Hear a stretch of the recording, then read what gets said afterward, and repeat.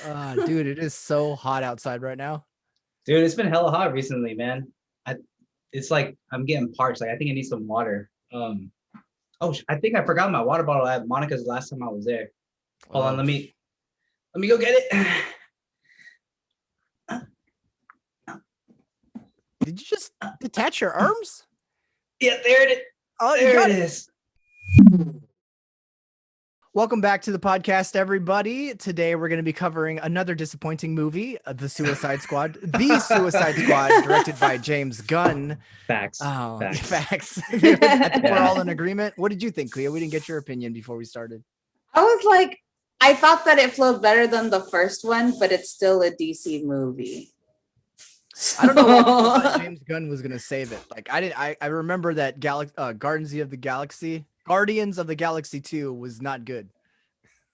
And the first one I liked a little bit. So. The flow of it was better than the first one. And I mean, like the first one was pretty campy with the like doom, doom, doom, doom, doom, and it, like had the character bios for everyone.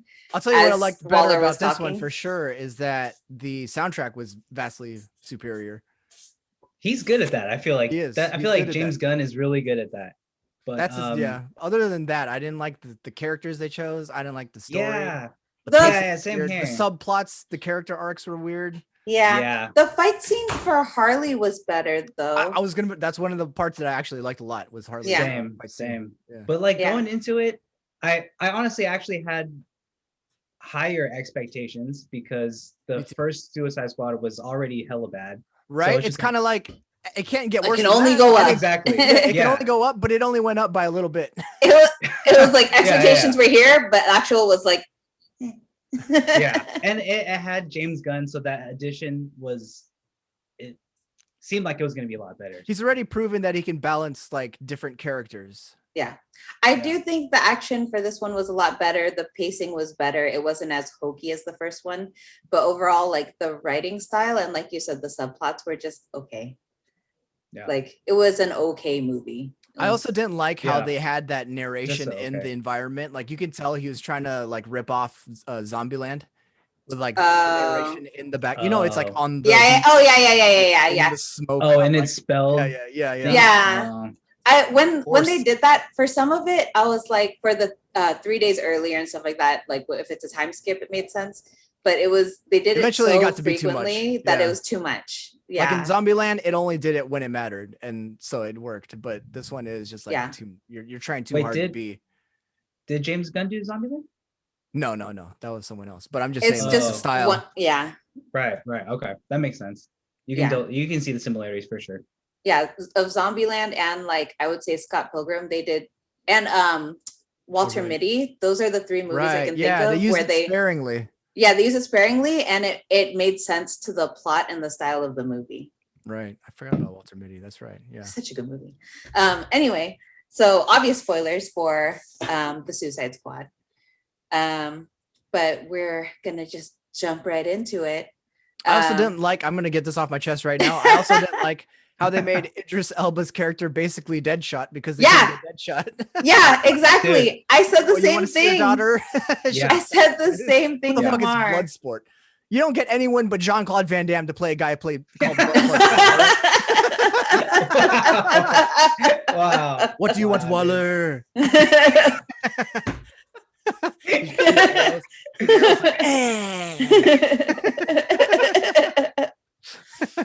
Waller. All right, let's get into it. You're not gonna call the squad? All right, sorry. Keep it. So we start the movie. If you've seen the previous Suicide Squad, it's the same premise where you get convicts. In order to lower your sentence, they send you on batshit missions that they couldn't consciously or ethically do with regular soldiers. And in order to get you to ensure your cooperation, they inject like an explosive in the base of your skull. So Black Ops missions where the survival probability is highly low. So that's why they get convicts to do it. Because I mean, there's a chance they can get a lower sentence, and if they lose them, they're not losing soldiers; they're just losing criminals. Yeah, so it's like they don't care. Yeah. So for the most part, it's like They don't care how bloody the people do it, like any means necessary to get the mission done. So it's usually to lower their sentence and like lower their like whatever reason why they're in prison. But sometimes like in the original Suicide Squad and in this one, she like blackmailed them about their kids, like Bloodsport and Deadshot. But yeah, anyway. Except in the first one, it was just, oh yeah, your daughter, you can have her. But you can have her letters. We're gonna send that bitch to jail. Oh yeah, yeah. We're gonna send her to jail and kill her in there. I haven't heard about Bloodsport at all. Like, is that a new character? I don't know. Hey, look that up. Is that a canon character? I will say his suit and his powers were fucking sick though. That was nice to watch on screen. Yeah, I was like, oh, cool. That's interesting that he could basically. So we're talking about Idris Elba's character. He had different kinds of technology where it can he was morph. Like hooking it up. Yeah, he can like. It's like a little. Pods.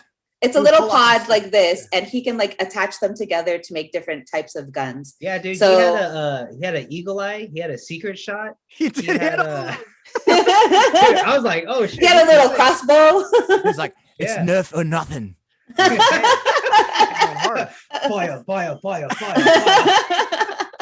But we did see that like it like morphed, but then once he lost those capsules, he was basically unarmed. And his favorite part of his suit was the alien looking helmet with like the with the jaw. Yeah. It looked like a xenomorph. I saw something online saying that it was based off of Alien. So like it looked like it wasn't. Yeah. So it wasn't a DC character then. Bloodsport is a DC character. Did he look canon. Like that, Clea? Share your screen. What did he did not. 1 second. Oh, so I guess they changed that or something. It looked better. He looks more like Rambo. He looked pretty cool. And it like changed his voice too. Yeah.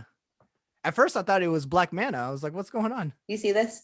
Oh yeah. That's totally different. Different. Looks more like Rambo. Yep. So so that's the whole premise of Suicide Squad type missions. This particular mission was to enter island called Corto Maltese, where the local government was run by this family for like generations, and then military coup got them all killed. And so now 2 generals are running the island, and they need to go into this tower where scientific research was being done that could endanger the whole world. That was called Jotunheim, which kept making me think of Thor and Loki. I was like, isn't that Loki's world? Is Jotunheim? Yeah. Do you think that was a Easter egg? Like, I think it was. Because it's James Gunn. You know what? James Gunn did reuse a couple of people from the MCU and from Guardians. He did. I'm forgetting his real actor name. But yeah, he reused Yondu. Obviously, Idris Elba was up in there. That's freaking what's his name? Heimdall. That's all. Yeah. So the whole thing is that they need to send in a team into Corto Maltese to destroy Jotunheim. One of the dancers in the strip club, I think, was Mantis. Oh, I think I saw her. Oh, is that why? The person in when they did that pyramid of dancers. I was wondering why it was focusing on it, but it makes sense now. Yeah. Go ahead, Chris. So that's the whole point of the mission, is to enter Corto Maltese. There was a guy named the Thinker who is their lead scientist, and to destroy everything in Jotunheim related to Project Starfish. Hey, that could have been our skit. We just put like hella shit in Vince's head.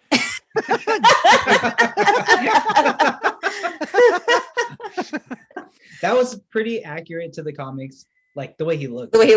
Yeah. Weird. Like, I don't know about everybody. I just really didn't care about this movie to do the research, but like all the preliminary, like on the Alpha Squad, what was the dude with this? I'm gonna go into it. Yeah, so I just wanted to. So that's the mission. We start off with Team 1, and that's Harley's team, led by General Rick Flag, consisting of Harley Quinn, Captain Boomerang, Savant, which is Yondu from the Marvel movies. Michael Rooker, that's what his name is. Thank you.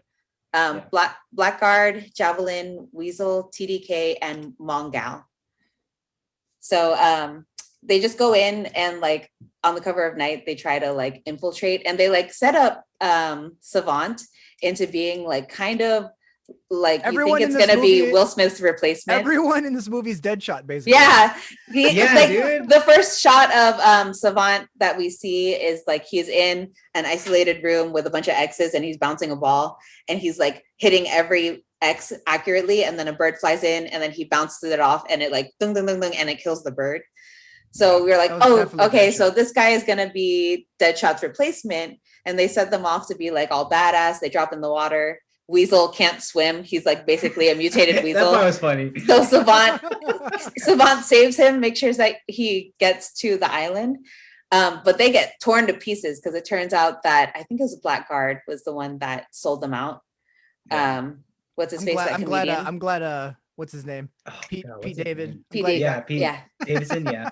Yeah. That dude's annoying. I don't know. He is. Yeah. Yeah, he Yeah, was yeah. like, "It's me. I'm the one who told you about us. Like, we'll make a deal." And then they get torn to shreds. We find out that TDK stands for the detachable kid, where like he could just detach his arms and was smacking His people in arms the are face.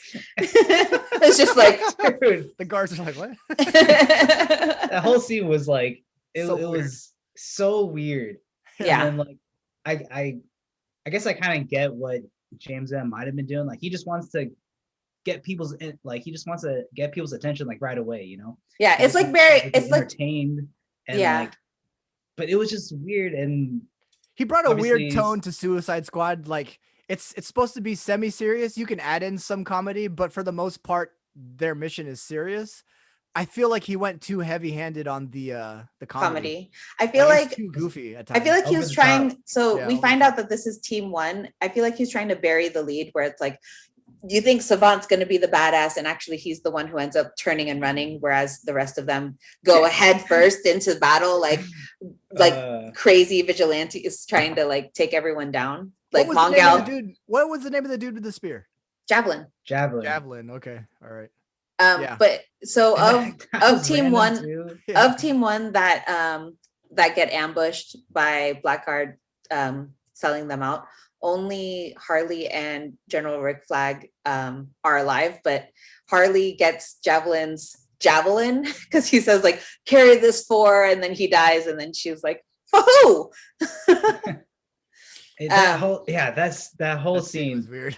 Yeah. It was so weird, but it was funny of like how pretty much for me the whole movie as a whole, it was funny on how weird and random Yeah, you're like, everything okay, was. what? Yeah, it was just like unnecessary. And I'm surprised they asked Jai Courtney back just to die, like right in the first scene. As Right? Boomerang. I thought he would have survived. yeah, That was I kind of thought interesting. same here. Yeah, so they all die by different things. Like TDK, like just gets shot while his arms are detached. Mongal, Shoot his arms, but he was on the ground like They were shooting his arms. dude. Um, I'd have been like, stop, bro. stop hitting yourself. Stop his hitting arms are just yourself. going around like jacking people off. Ew. Gross. Stupid. But yeah, it's just like a comedy of errors. Like Mongal goes after the helicopter, but she ends up like exploding most of her team by taking it down. That scene too was just like, Yeah, what? that's so dumb. Yeah. So So dumb. yeah, of Team One, the only ones who survive are Rick Flag and Harley. You Also, find out what later. I didn't. Okay, so it's revealed that Team One's supposed to be a distraction. But Yeah. why the hell was Rick Flag leading that team when they Yeah. were likely to die? He should have been on like Team Two with what's his face, Bloodsport. Bloodsport. They knew each Yeah. other. Yeah. It just I made feel sense. like the reason why, again, is because the director is trying to bury the lead. Like Exactly. you're supposed to think that Team One is the only team active on Corto Maltese because it has Rick Flag and Harley and Boomerang from the original movie. And then they make Savant out to be a badass, and he ends up being a coward that like Amanda Waller ends up having to explode his head because he was abandoning the Oh mission. man.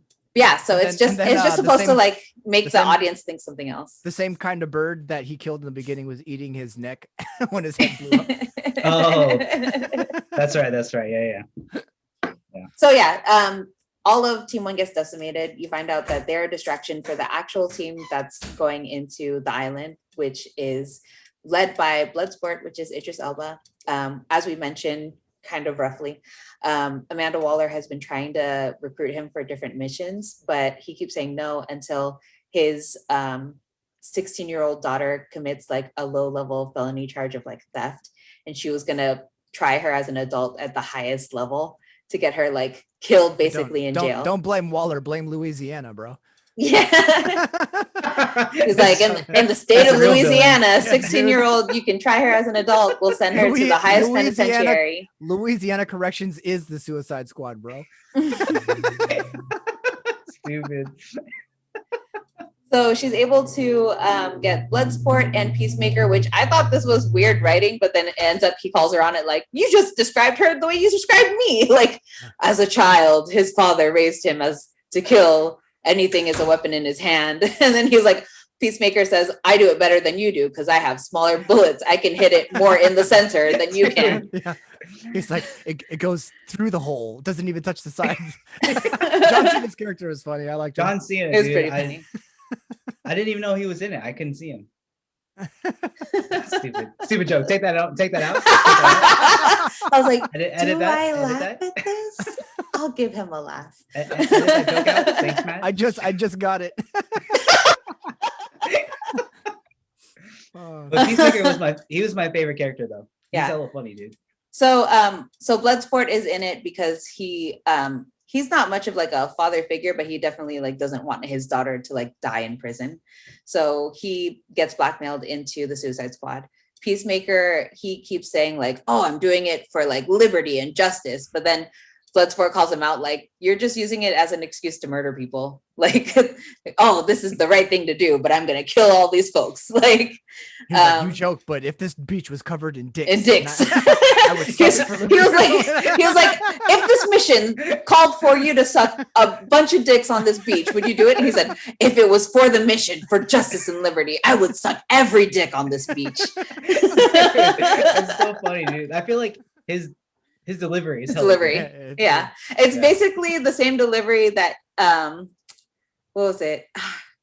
I can't remember the thought process I was going through. Never mind. You can cut that out. All right, go through the roster because my favorite character in this actually was Ratcatcher too, because she actually had like a humanizing actual story. She actually had a sub story. Everyone else's subplot was like comedic based. They didn't really have something going on for them. Yeah. So Team 2 was Bloodsport, Peacemaker, like you said, Ratcatcher 2, which is the daughter of Ratcatcher 1. She has the power to use technology to basically like call all rodents to like fight for her. Was Ratcatcher 1 Taika Waititi? It was. It looked like him. That was him. It looked like I'm pretty sure it was. We saw him very rarely in flashbacks and stuff, so it wasn't very clear, but I think it was him. She's and basically then like Ant-Man, now that I think about it, but like just with rats. Yeah, except she can't turn into a rat. Yeah. Or shrink her or anything like that. But yeah. But she was saying that like growing up, her father used technology to like communicate with rats, and like she grew up on the streets. They kept the family warm, and like she has a whole humanizing backstory. And I feel like of the team, she's fully fleshed out. Next is Nanawe, which is King Shark. Second favorite character. It's like the DC's answer to Hulk. He's like, read book, nom nom. He was basically DC's Groot. Oh, Groot. Groot is a better analogy. Do you guys know he was voiced by? Nah. Wasn't it Family? No, it was. Oh, I thought it was Vin. Nah, it was Sylvester Stallone. Really? I saw his name in the credits and I didn't even realize. Oh, okay. Yeah. Okay. Yeah, Mar was like, I think this is Vin Diesel. I was like, I can't tell.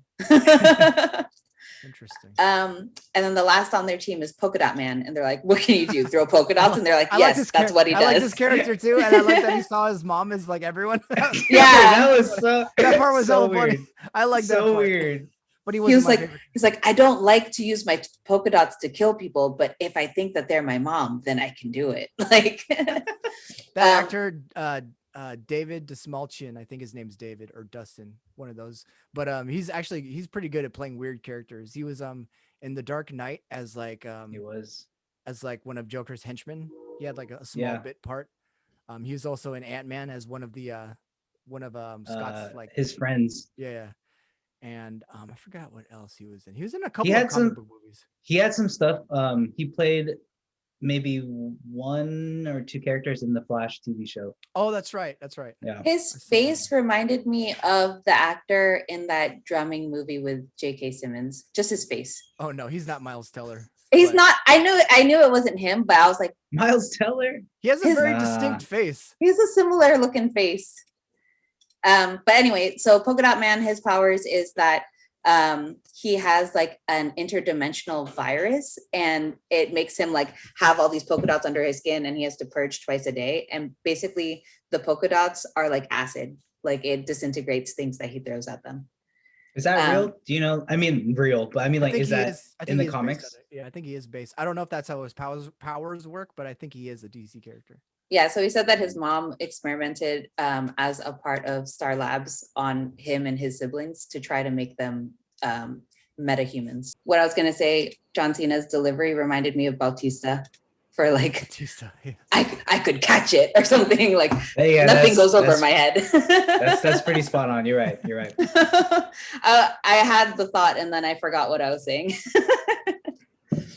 What were we talking about? We were talking about so we finished the roster for both Okay. teams. And then so team 1 ended up being a distraction to pull everyone.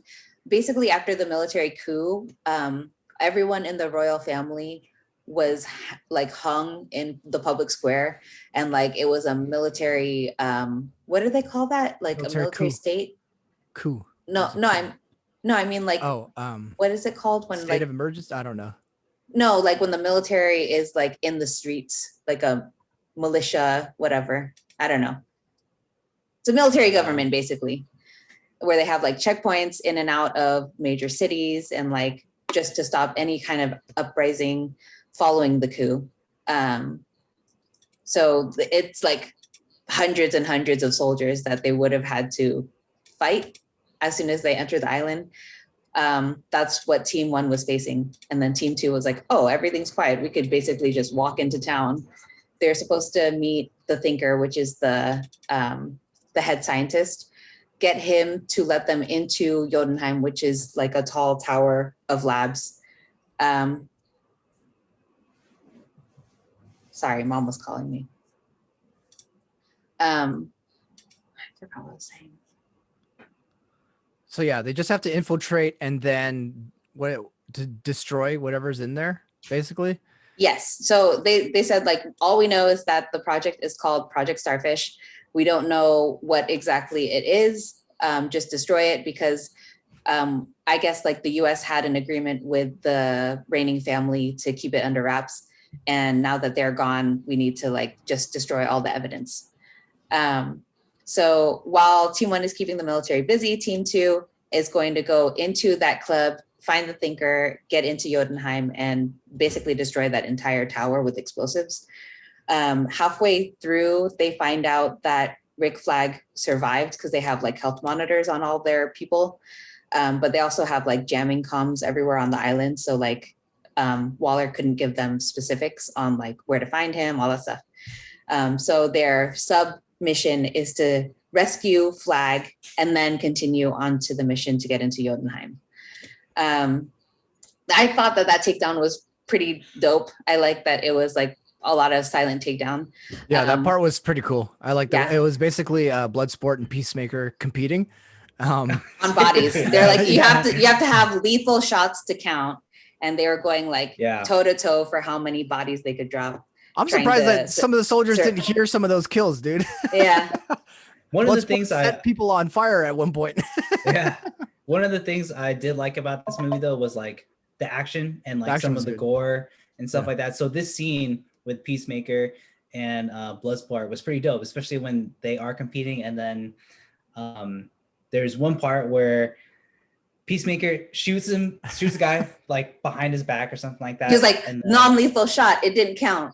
Yeah. And then he was like, it's exploding bullets or something like that. Yeah. So then it explodes, and then He was like show no off. Yeah. He's like, no one likes to show off. And then John Cena was like, unless what you're showing off is dope as fuck. And then Bloodsport turns around and he was like, fuck, he's right. Delivery, dude. The delivery is so good. For the most part, they were Bloodsport shot there's a dude watching TV in a tub, and then he shot a fan and it fell into the tub and electrocuted him. It electrocuted him, and I feel like it like chopped his junk. I was like, what a way to die. Oh, there was also a funny part where they're like walking through or underneath some type of hut or something like that. And then there was like it looked like maybe already a dead body. And then while they're walking, Peacemaker just stabs the guy. Like, oh no, that guy was sleeping. That guy was sleeping. Yeah, he was sleeping. Oh no, it was either times I heard that. He was sleeping, or I thought it was like a medical cot, like he was being treated. And I was that. like, man, he's already injured, and he just walks by and he's like, no, I think he was sleeping. Yeah. Okay. That hella got me. That was so funny. Oh, but and yes. Also backtracking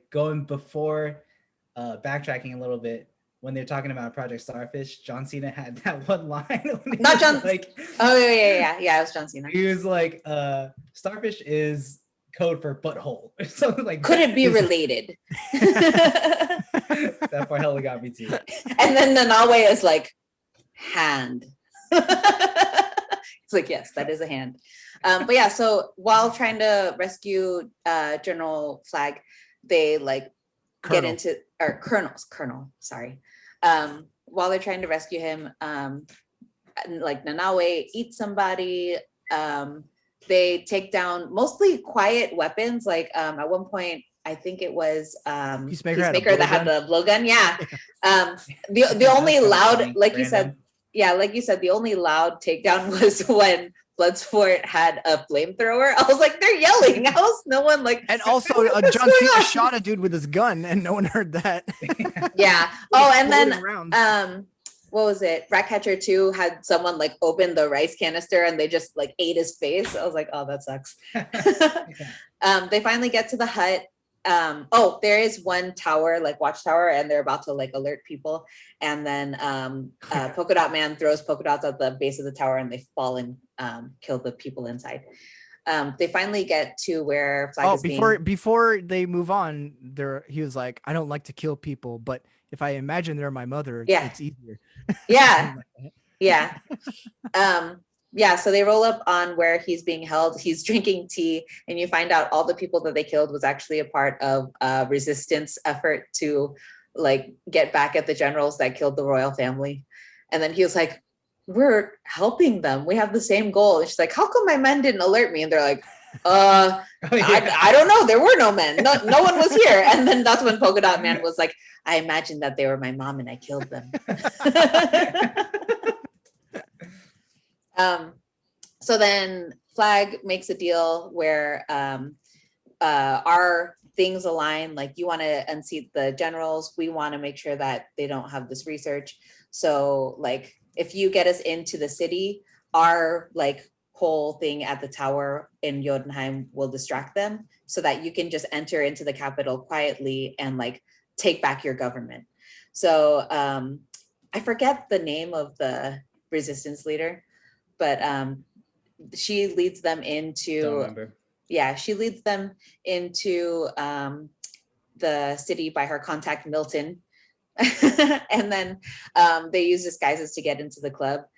Nanawe stays behind in the van because he's a giant shark. He's like, I will wear mustache. Oh yeah, that was one of the funny things. Yeah, when he was doing that, and then Bloodsport was like, oh, we could still see you. And then King Shark was just like, fuck. Yeah. Oh no, he was like, we can still see you. And even if we couldn't see you and it was a good disguise, we would kill you because a giant shark rolled up on us. Or like, what kind of like hitman would we be if that happened? And that's when he's like, fuck. That part was all funny.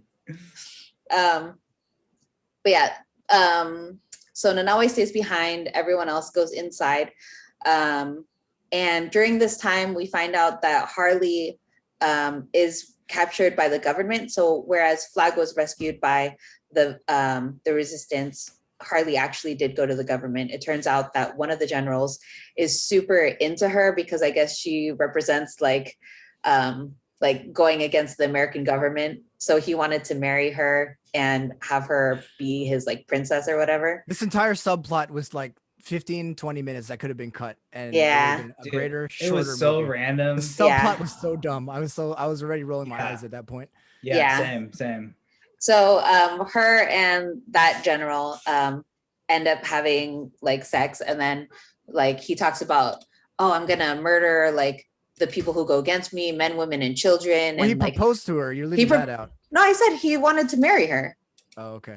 Yeah. It's not because he likes her. It's because his people, like, he wants his people to respect him as a leader, and a lot of them are in favor of having Harley Quinn as his bride. So he's just doing it. He was like, I agreed to meet with you for my people because they like what you stand for. But after spending the day with you, I want to like do it for love, for romance or whatever.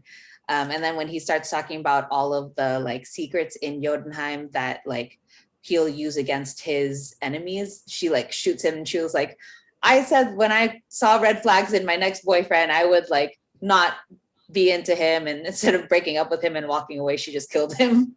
And then she gets back to random. Yeah, she gets back to being a prisoner by the other general. I have to mention they did reveal what Project Starfish was before this guy dies.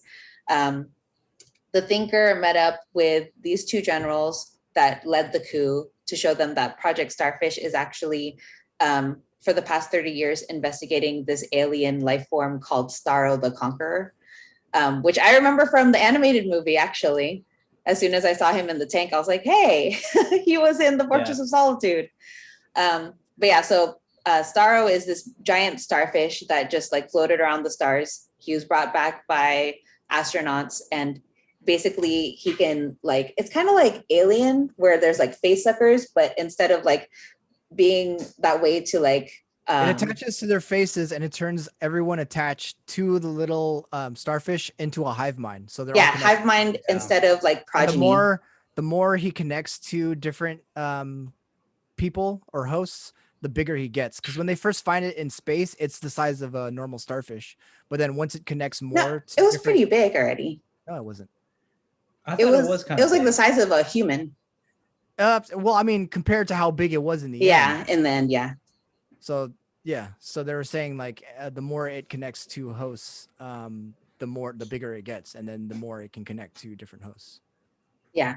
So they were like, oh, it's having like children, but it's not children. It's just adopting them for his hive mind, whatever, genderless. But so Thinker said that he had been experimenting on all kinds of people for 30 years, be it like diplomatic rivals or like enemies or whatever, journalists.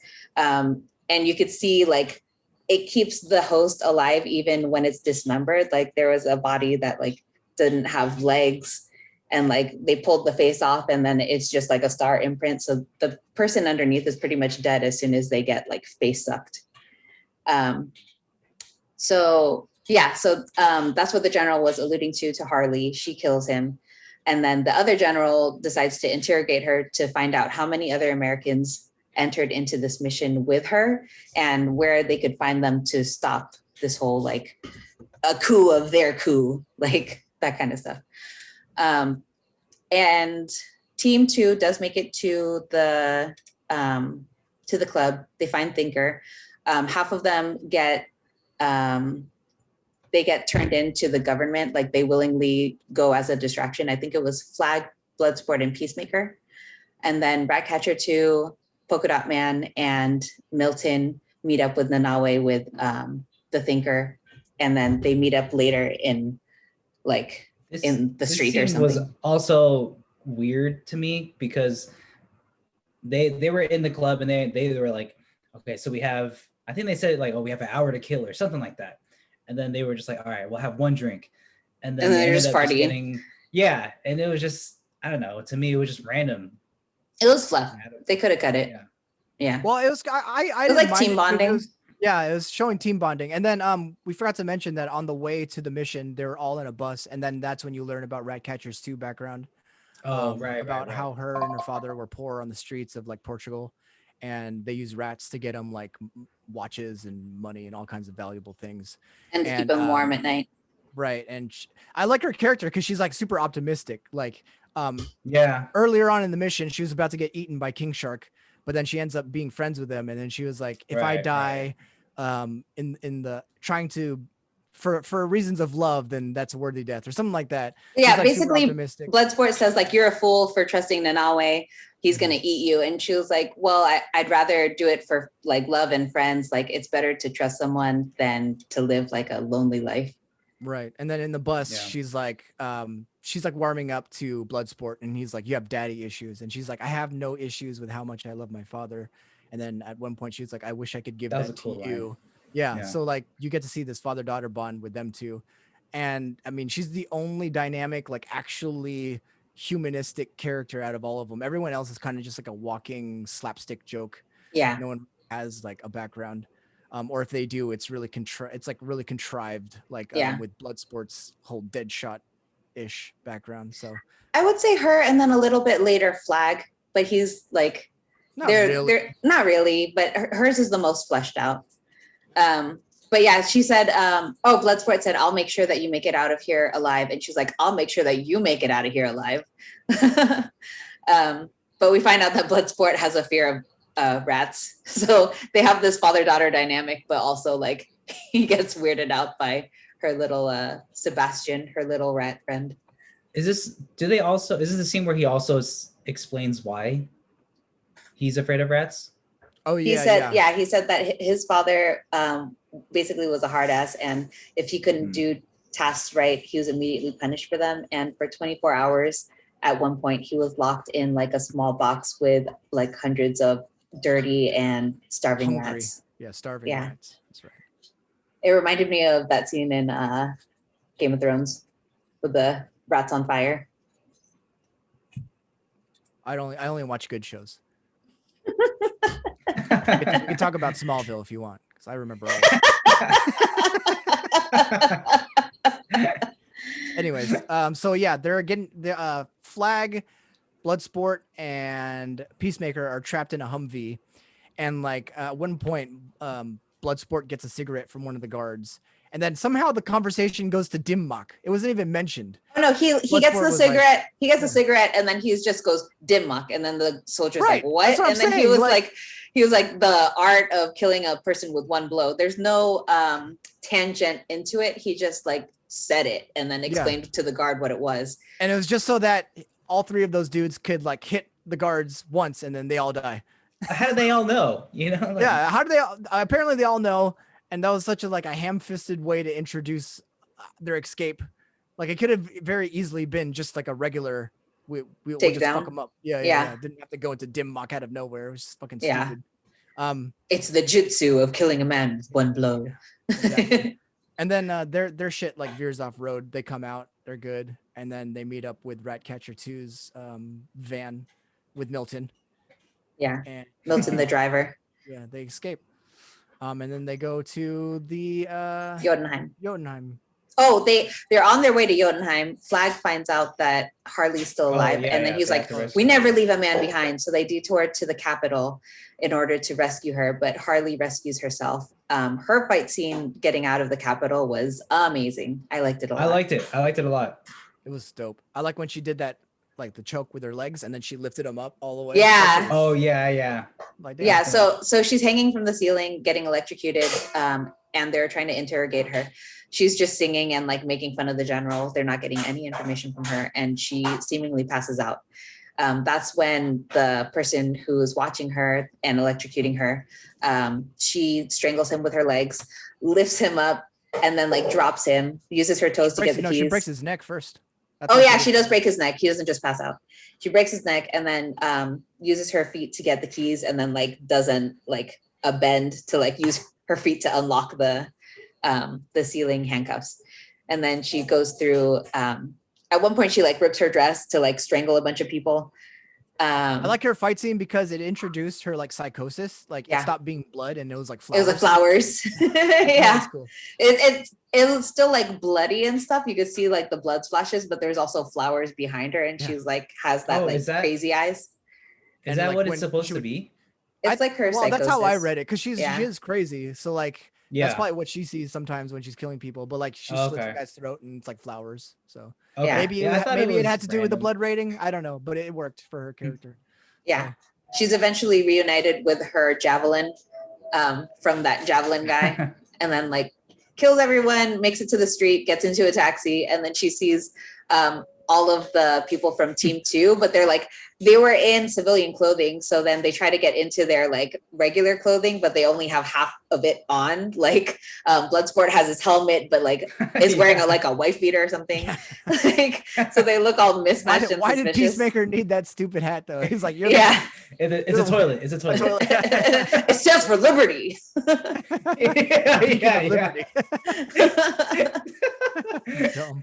But they had a pretty good plan. Like Ratcatcher was using her rats to like keep an eye out on everyone, and then like Polka Dot Man was on one side, and like basically Harley rolls up on them. Bloodsport had just like thrown a thing into the ceiling and was like scaling the wall, and she's like, "What are you guys doing?"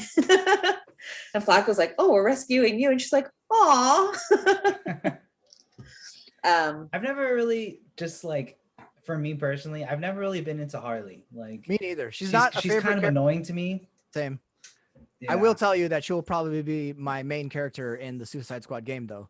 Yeah, I like her, even though she's crazy.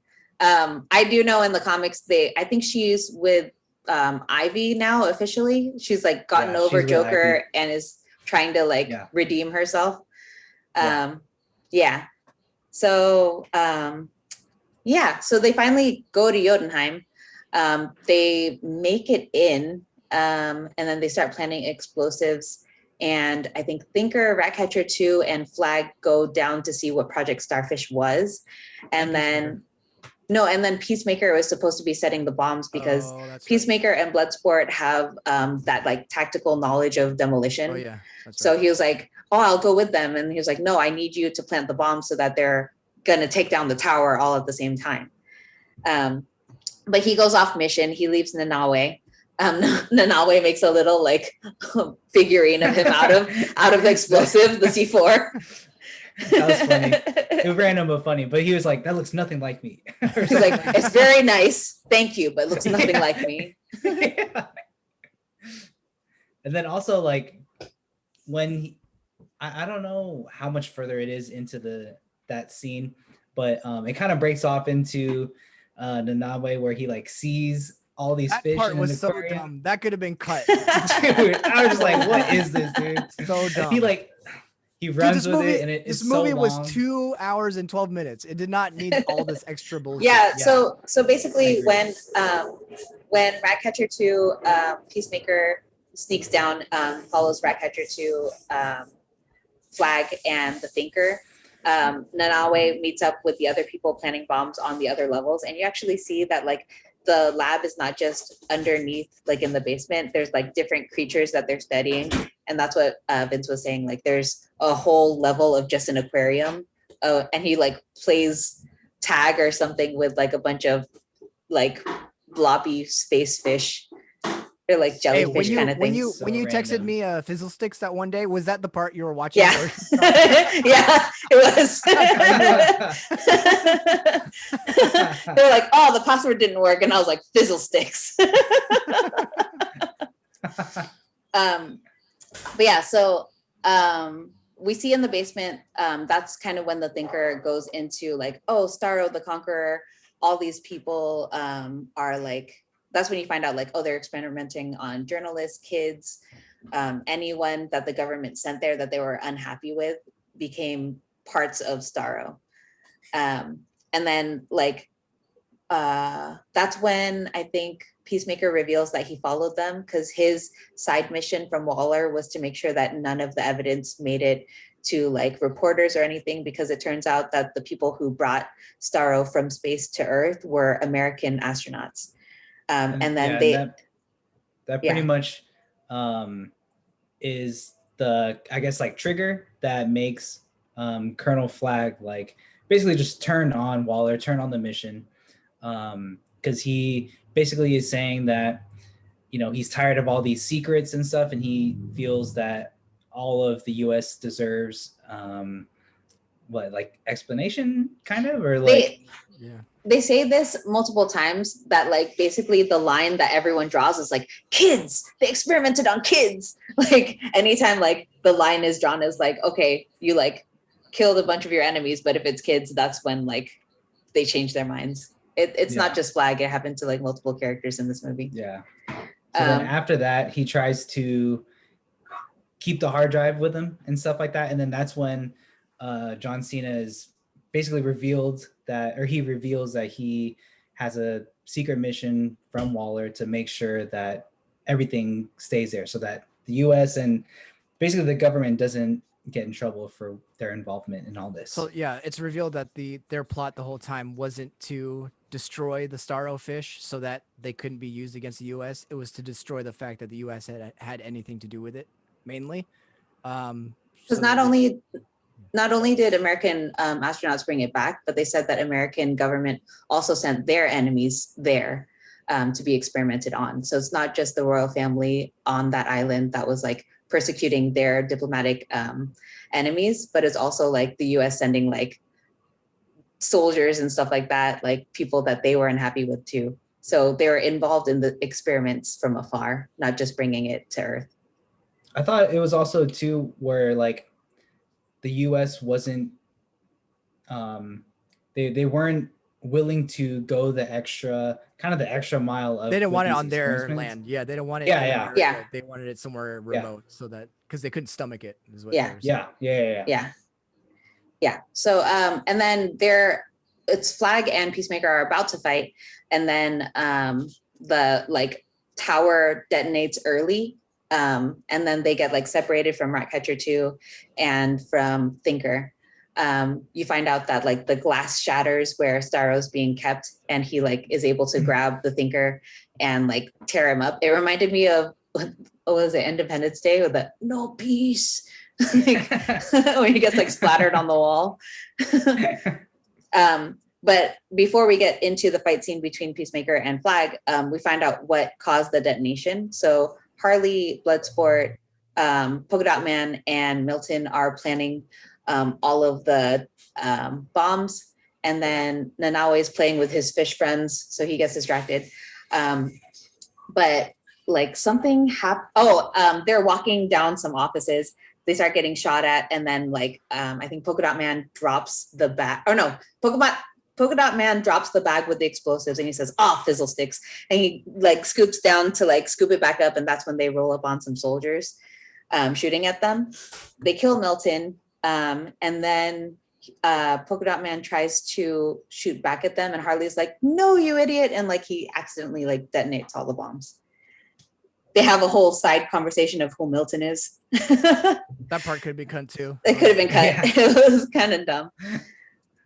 But yeah, so that brings the whole tower down before they're able to get clear of the wreckage.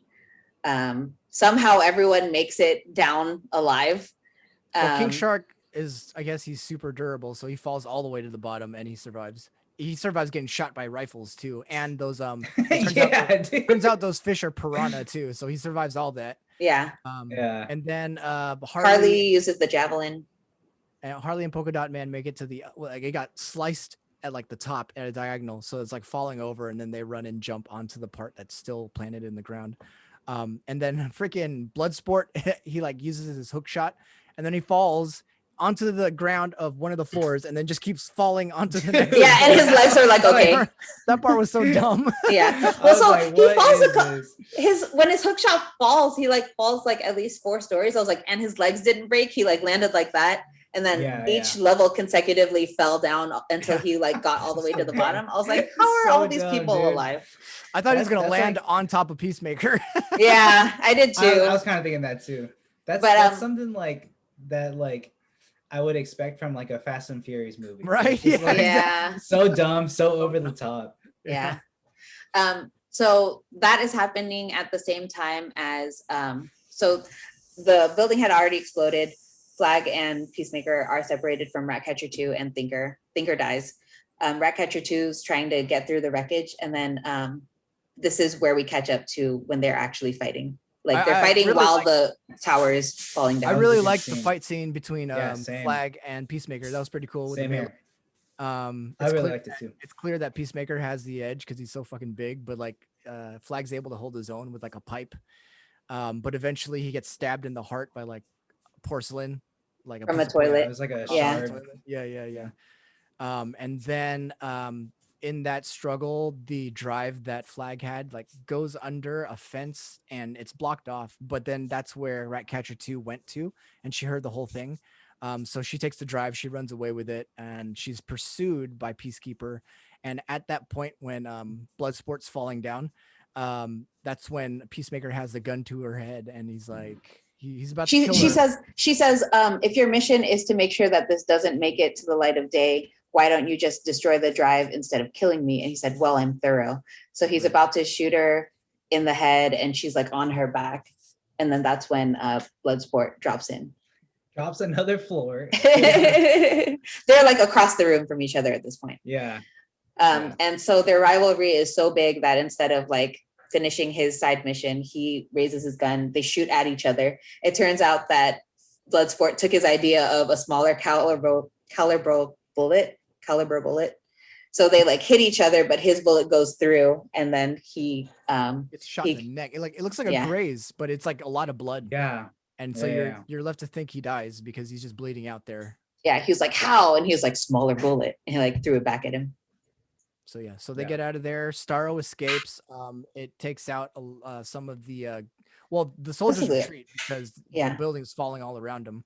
And the Suicide Squad, whatever's left of the Suicide Squad, makes it out. And then Starro's free. It sends out through its armpit a bunch of little Starros, and then it attaches to the government. They get up. I thought they were going to start fighting the Suicide Squad, but then they start moving towards the city.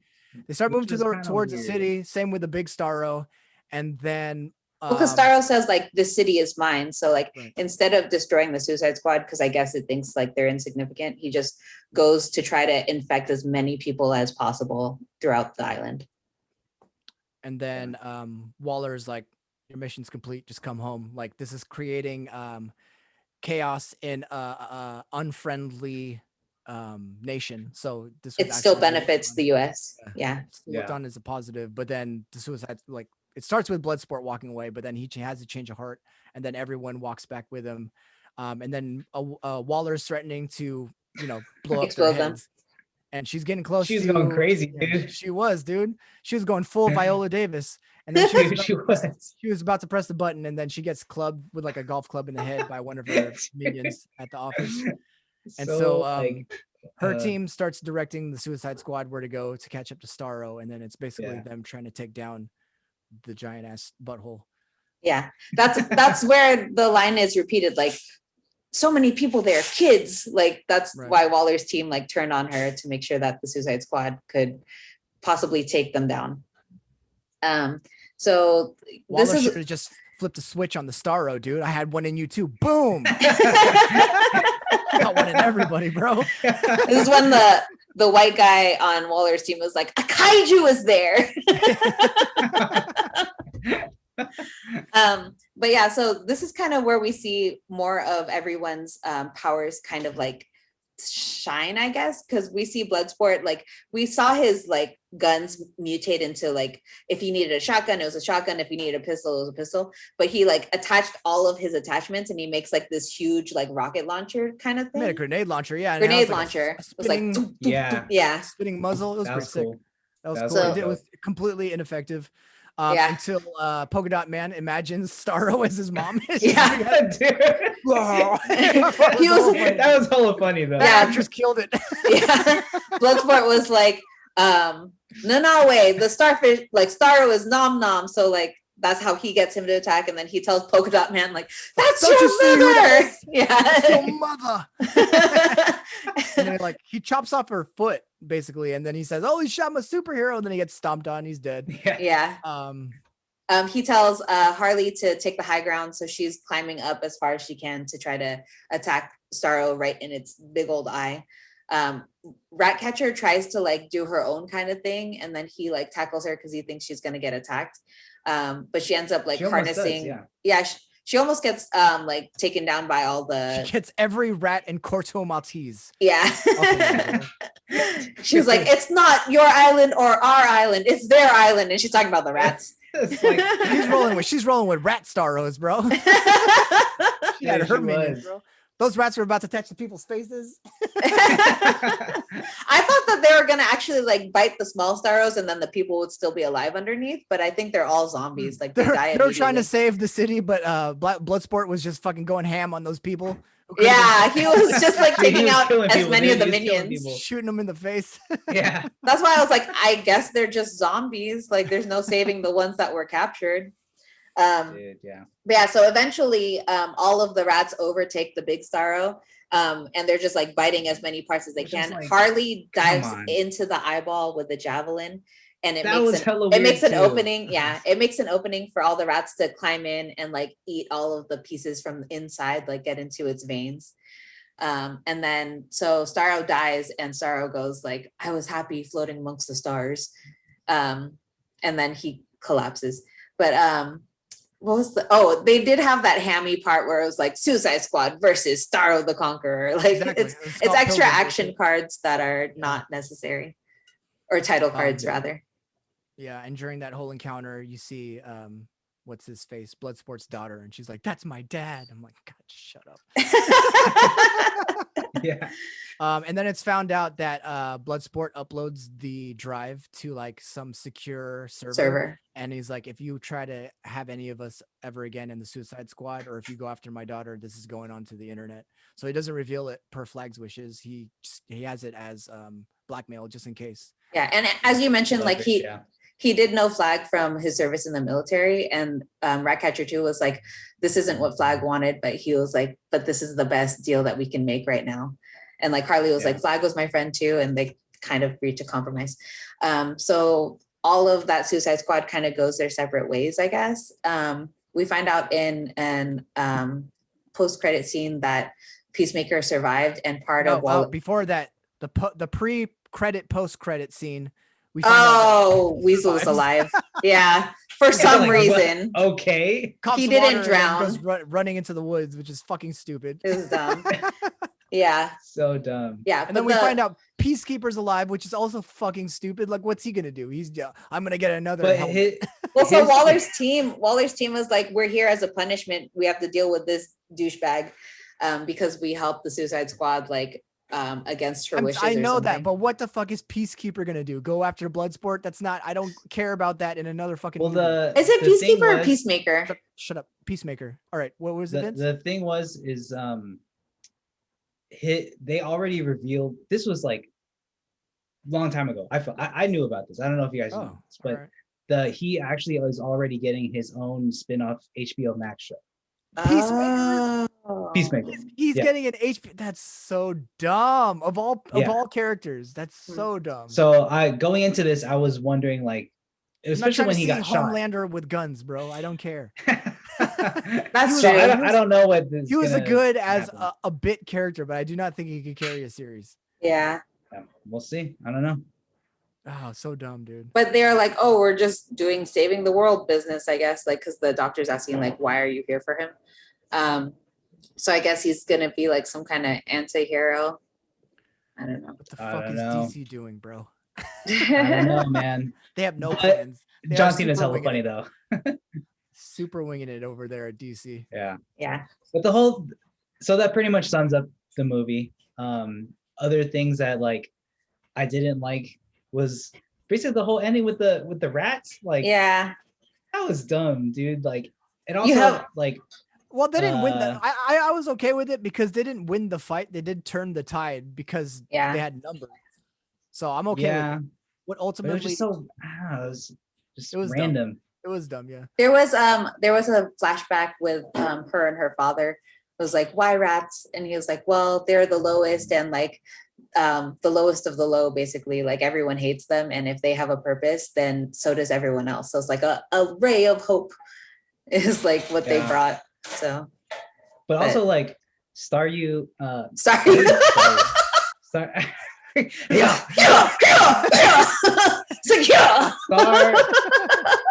Staryu What's the this called? Conqueror. Staryu. That's hilarious. But freaking Staryu in the comics, he has like hella good psychic powers, right? I'm pretty sure that's like part of his powers. But like he took down like the Justice League. Yeah, for sure. And so like I don't know. I think I feel like it has a maybe tendency a weird to choice. go after stronger characters because Yeah. I remember in Justice League Unlimited, you find out that Superman's had a Staryu on him for like hella years, and then remember he's fighting against Batman Beyond and then Bruce, and the new Justice League of that era. That's probably my most fun memory of. Yeah, that's the first time I saw that like Starro in general was like in this like he was in the Fortress of Solitude because you know how he has his whole like habitat of like all the creatures that he saved from extinct planets. He's not gonna be beat by no fucking spear. Yeah, dude. And like rats. he didn't really show like a power. He That's just a takes over people's faces. Yeah. That's all he does. Yeah. Or in this movie, yeah. So that was weird to me too. Maybe it was just a bad choice, and this who whole they movie wanted as a is villain. just underutilized characters. Yeah. I feel like my summary of this movie was disjointed because this movie was disjointed. It's kind of like accurate. Oh, I forgot to floss. I'm wearing the real Taskmaster shirt. Oh, hey, there you go. Nice, that's clean. Came late. I was gonna wear it on Black Widow Day, but anyways, yeah, this movie was just all over the place.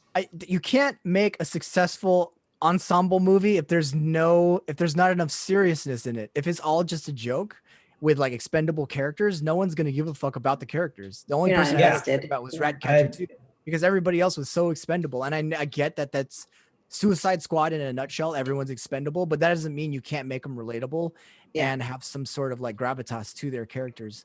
Like I actually think the first Suicide Squad worked better as a narrative because you were invested in those characters. A large part of it being Will Smith as Deadshot, even though I hate the way that Deadshot was written. Portrayed. Yeah. Just brings that kind of humanistic characteristic with him to every role. But in this one, there's like no one you could really latch onto. You were supposed to connect with Idris Elba's character, but I just couldn't do it. It was basically Deadshot to me, the character, but he didn't have that same charisma that Will Smith does. Again, just Ratcatcher 2 was the only one I actually was interested in or invested in as a character. I did tell Vince, I heard in some kind of rumor, and I feel like Mar heard the same rumor, but elsewhere. Like I thought that this was the last time that she was going to portray Harley Quinn because she gets killed in this movie. So the whole time I was waiting for Harley to die. And then it turns out that it wasn't. So I wonder if that was just to hype the movie so more people would see it. I never heard that. There's no way they're going to kill Harley Quinn. Hell no. That's why I was wondering because like I get that some actors want to move on from like certain roles. So I don't know. I heard that somewhere and it was a lie.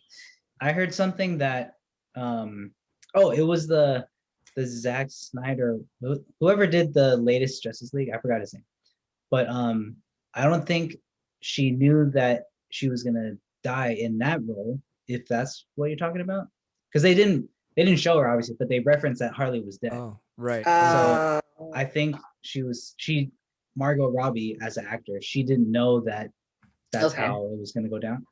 Okay. Maybe that's what it was. Talking about. Yeah, maybe that's where I heard it from. But yeah, I don't know because the animated Suicide Squad was pretty good. The entire after that movie, it made me want to watch Assault on Arkham because that is a superior Suicide Squad movie. Yeah. That's why it's like it's weird because all of the animated DC movies are really good. Like so good. Yeah. So speaking of animated DC movies, we were originally going to talk about Batman Long Halloween Part 1 this episode. Or rather last week, but we didn't record last week. But since Suicide Squad came out and Part 2 just came out for Long Halloween, we're going to attack Part 1 and 2 at the same time next episode. And it's going to be a vastly more enjoyable experience than this was. Yeah. I feel like they can make a good Suicide Squad, but they have to make good individual Justice League movies first so that they can pull those villains so that you'll have recognizable faces. It won't just be some like random ass villains that you never heard of and don't care about and not even sure are from the DC comics. Like imagine if you could pull like what's his name? Captain Cold, and he showed up in a Flash movie first. Like it's Captain Cold and he's in the Suicide Squad. Like if you had that brand recognition going into a Suicide Squad movie, with that premise, like it would have much more weight to it than just like a bunch of like nondescript villains that could die at any second doing something stupid. Like, yeah, I agree. Yeah. So yeah. it was but yeah. So Batman Long Halloween Part 1 and 2 next episode. Episode after that, we'll start covering What If, which I heard from the premieres producer on Wednesday, I think. Yeah, it premieres on Wednesday, August 11th. nice. But I heard from like either the writer or producer, like What If is actually supposed to be canon, because now that Loki unlocked the multiverse, it's not just like what if, it's like actual timelines that are converging. So I think I heard that too. yeah. Sounds like a plan. All right. Well, thank you everybody for joining us for another disappointing episode of Maganda Forever podcast. We're going to review something good next week, so hopefully it won't be too terrible to listen to. Anyways, I am your host, Matt. I'm Vince. And I'm Monica. See you guys later. I'm not Wakandan, but my bionic arm enhanced. Just say the words, I'm activated like a Nazi trance. Catch vibranium to your cranium, wanna glance. Full body cast from a Cyclops optic blast. I doubt you crews prepared for this hit. Catch a glimpse of who I'm with, have you scared of the clip? No heart-shaped herbs or any terrigen myths. I'm taking out your ankles on some anti-Garian shit.